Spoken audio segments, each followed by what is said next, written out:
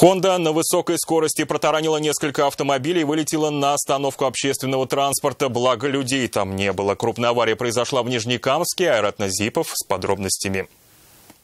Honda Accord въехала прямо в остановку. Чудом удалось обойтись без жертв, а вот автомобиль пострадал серьезно. 33-летний водитель не учел дистанцию и на большой скорости влетел во впереди едущую Toyota, а потом как по цепочке. Иномарка врезается в Subaru, та в десятку. От сильного удара вот машину, которая сзади моей стояла, отбросила на мою машину. Машина, которая ударила Honda, она как бы тоже отрикошетила, пролетела на остановку. Еще там одну машину она сзади ударила. Очевидцы утверждают, что Honda двигалась на очень большой скорости, и водитель был невменяем.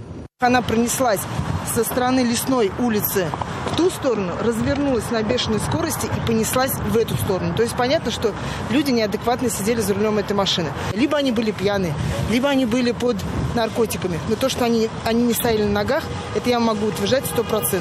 Водитель Honda от медицинского освидетельствования отказался. На данный момент административное расследование возбуждено, и по итогам будет определено вид его наказания. В результате аварии пострадал пассажир Toyota. В момент столкновения в салоне автомобиля находился 4-летний ребенок. Сейчас его состояние оценивается как удовлетворительное. Ему назначили амбулаторное лечение. Айрат Назипов, Альбина Валеева и Булат Абдульманов. Вызов 112. Мы делаем вам вызов. Смотрите одну из самых рейтинговых программ о происшествиях в Татарстане на нашем сайте tnv.ru.